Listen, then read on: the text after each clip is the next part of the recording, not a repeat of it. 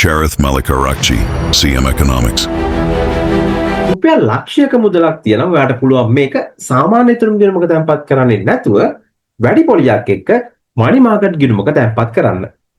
අපි අද කතා කරමු මේ වීඩියෝ එක තුලින් මනි මාකට් ගිණුමක් කියන්නේ මොකක්ද වගේම මනි මාකට් ගිණුමක තියෙන ලක්ෂණ මොනවද ඒ වගේම මනි මාකට් ගිණුමක් විවෘත කරන්න පුළුවන් බැංකු මොනවද ඒ වගේම අවම තැන්පතුව කොහොමද කියලා මේ බැංකු වල රුපියල් 1,50,000ක් ළඟ තියෙන පුද්ගලයෙකුට මේ මුදල දීර්ඝකාලීනව ස්ථාවර තැන්පතුවක දාන්නත් බැරි නම් ඔහුට තියෙන හොඳම විකල්පය තමයි මේක මනි මාකට් ගිණුමක තැන්පත් කරන එක. මොකද සාමාන්‍ය ඉතුරුම් ගිණුමක තැන්පත් කරොත් 2% වගේ පොලියක් තමයි ලැබෙන්නේ. නමුත් මනි මාකට් ගිණුමක මේ මුදල තැන්පත් කරොත් 7.5ක වගේ පොලියක් ලබා ගැනීමේ හැකියාවක් තියෙනවා. සාමාන්‍ය ඉතුරුම් ගිණුමක ලක්ෂණ විදියට ගත්තොත් අපි 2%ක විතර සුළු පොලියක් තමයි ලැබෙන්නේ. ඒ වගේම ඕනෑම වෙලාවක මුදල් තැන්පත් කරන්න පුළුවන්, ඕනෑම වෙලාවක මුදල් ගන්න පුළුවන්, ඒ වගේම ඕනෑම වෙලාවක මුදල් හුවමාරු කරන්න පුළුවන් මොබයිල් ඇප් එකක් කරා. ඒ වගේම ඕනෑම වෙලාවක රීලෝඩ් කරන්න පුළුවන්, බිල්පත් ගෙවන්න පුළුවන් සාමාන්‍ය ඉතුරුම් ගිණුමක් සම්බන්ධ කරගෙන. ඒ වගේම ස්ථාවර තැන්පතුවක් ගත්තොත් අපිට මේකේ ඉහළ පොලියක් ලැබෙන 10%ක විතර. නමුත් මේකට අපිට ඕන වෙලාවට මුදල් තැන්පත් කිරීමේ හැකියාවක් නැහැ. ඒ වගේම ඕනෑම වෙලාවක අපිට මුදල් ගන්නත් බෑ. අපි කලින් මුදල් ගත්තොත් අපිට අර අදාළ givisගත්ත පොලිය ලැබෙන්නේ නැතුව යනවා. සාමාන්‍ය ඉතුරුම් ගිණුමක තියෙන නම්‍යශීලී බව සහ ස්ථාවර තැන්පතුවක තියෙන ඉහළ පොලිය කියන දෙකම අන්තර්ගත කරලා තියෙන ගිණුමක් තමයි මෙන්න මේ මනි මාකට් ගිණුම කියලා කියන්නේ. මනි මාකට් ගිණුමක ලක්ෂණ ගත්තොත් මේක ඉහළ පොලියක් හම්බ වෙනවා 7.5ක විතර. ඒකට මේක ස්ථාවර තැන්පතුවක පොලිය තරම් වැඩි නෑ. නමුත් සාමාන්‍ය ඉතුරුම් ගිණුමකට වඩා ඉහළ පොලියක් මනි මාකට් ගිණුමකින් ලැබෙනවා. ඒ වගේම ඕනෑම වෙලාවක මුදල් තැන්පත් කරන්න පුළුවන්, ඕනෑම වෙලාවක මුදල් ගන්න පුළුවන්. ඒ වගේම ඕනෑම වෙලාවක ගිණුම් අතර මුදල් හුවමාරු කරන්න පුළුවන්. ඒ වගේම බිල්පත් ගෙවීම, රීලෝඩ් වගේ පහසුකම් වුණත් මේ මනි මාකට් ගිණුමකින් ගන්න පුළුවන් අර සාමාන්‍ය ඉතුරුම් ගිණුමක් සම්බන්ධ කරගෙන වගේම.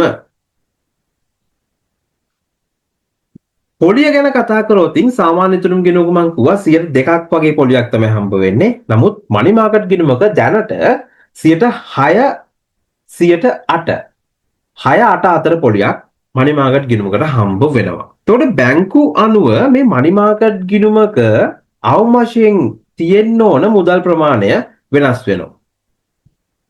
සමහර බැංකුවල ලක්ෂයක් වෙන්න පුළුවන්, තවත් සමහර බැංකුවල ලක්ෂ 5ක් වෙන්න පුළුවන්, තවත් සමහර බැංකුවල ලක්ෂ 10ක් වෙන්න පුළුවන්.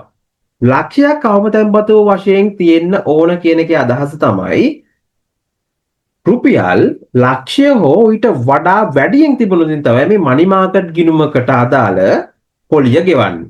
ලක්ෂයකට වඩා අඩු මුදලක් තිබුණොත් රුපියල් 99,999ක් තිබුණත් ඔයාට ගෙවන්නේ සාමාන්‍ය ඉතුරුම් ගිණුමක පොලිය. එහෙමනම් ලක්ෂය හරි ඊට වඩා වැඩියෙන් තිබුණොත් තමයි අදාළ මනි මාකට් ගිණුමේ පොලිය ලැබෙන්නේ. මනි මාකට් ගිණුමක පොලිය ගණනය කරන ආකාරය අපි පොඩ්ඩක් බලමු. උදාහරණයක් විදිහට අපි හිතමු වාර්ෂික පොලිය අනුපාතය 7.5ක් කියලා. වාර්ෂික පොලිය අනුපාතය 7.5ක් නම් අපි රුපියල් ලක්ෂයක් තැන්පත් කරොත් අපිට දවසකට කොච්චර මුදලක් නැත්නම් දවසකට කොච්චර පොලියක් ලැබෙනවද කියලා බලමු. 7.5ක් තමයි පොලිය අනුපාතිකය. එහෙමනම් 0.075යි. 7.5. එහෙම නැත්නම් 0.075 වැඩි කරනවා අපේ තැන්පතු මුදලින් රුපියල් ලක්ෂයෙන්. එහෙමනම් වාර්ෂිකව අපිට හම්බ වෙනවා රුපියල් 7,500ක්.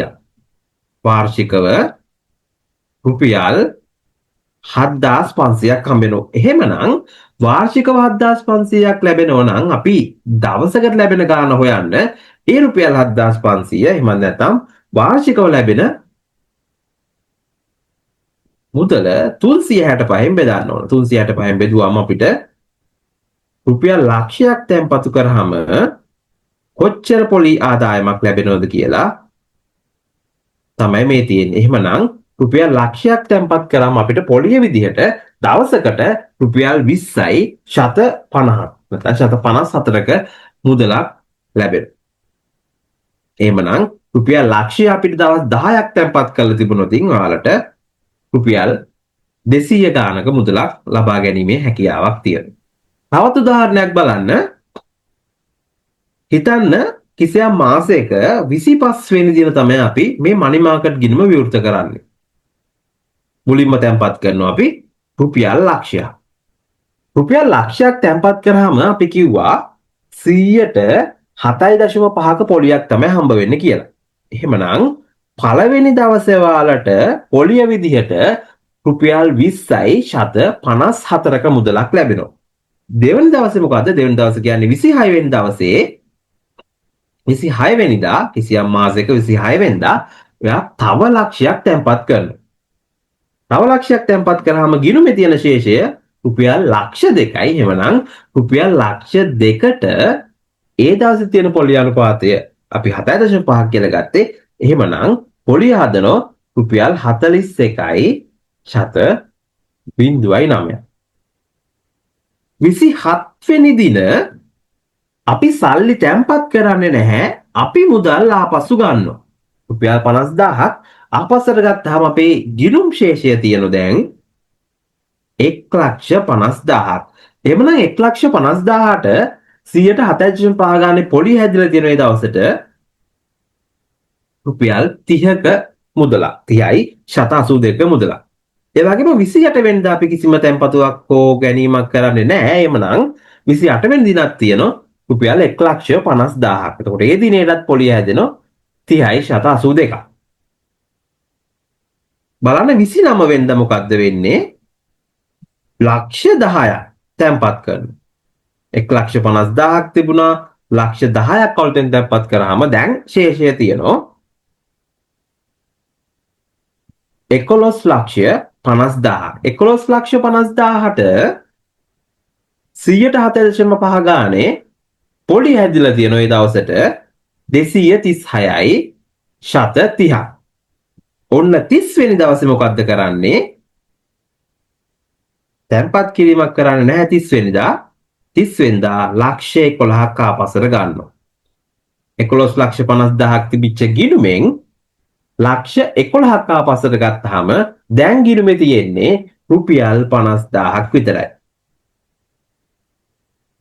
එහෙමනම් රුපියල් ලක්ෂයක් අවම තියෙන මනි මාකට් account එකක ලක්ෂයක් නම් අවම වශයෙන් තියෙන්න ඕන. දැන් තියෙන්නේ ඊට වැඩිය අඩු මුදල් ප්‍රමාණයක්. එහෙමනම් මේ වෙලාවේදී අපිට අර මනි මාකට් ගිණුමට ගෙවන 100ට 7.5 පොලිය ලැබෙන්නේ නැහැ. සාමාන්‍ය ඉතුරුම් ගිණුමක පොලිය 2%ක් විතර තමයි ලැබෙන්නේ. එහෙමනම් 2%ක පොලිය දාලා අපි ඒ දවසට පොලිය හදලා තියෙනවා රුපියල් 2.73යි. 30 වෙනිදා රුපියල් 362.30ක මුදල් ප්‍රමාණයක් ඔයාලගේ බැංකුවට ඔයාලගේ පොලි ආදායම් විදියට හම්බ වෙනවා. ප්‍රමුඛ බැංකුවක් වෙච්ච HNB බැංකුවේ මේ සතිය තුල එහෙම නැත්නම් 2026 6.9 සහ 6.15 අතර සතිය තුල 6.5ක පොලියක් ලැබෙනවා. ඒ වගේම අවම වශයෙන් තැන්පත් කරන්න ඕන රුපියල් ලක්ෂ 5ක්. ඒ වගේම සම්පත් බැංකුවත් අවම වශයෙන් රුපියල් ලක්ෂ 5ක තැන්පතුවක් කරන්න ඕන. ඔවුන්ගේ පොලි අනුපාතය වෙන්නේ 7.5ක්. 7.5ක් පොලියක් ගෙවනවා කියලා කියන සම්පත් බැංකුව මේ මනි මාකට් ගිණුමකට 2026 6.8 ඉඳලා 6.14 දක්වා මේ සතිය තුල. කමර්ෂල් බැංකුව 7.5ක් ගෙවනවලු වාර්ෂික පොලි අනුපාතය බලන්න 7.5ක් ගෙවනවා. ජුනි 9 ඉඳලා 15 දක්වා සතියට. මොන්ගේ තියෙන විශේෂත්වය තමයි අපිට රුපියල් ලක්ෂයක් තිබුණත් කමර්ෂල් බැංකුවේ මනි මාකට් ගිණුමක් විවෘත කිරීමේ හැකියාවක් තියෙනවා.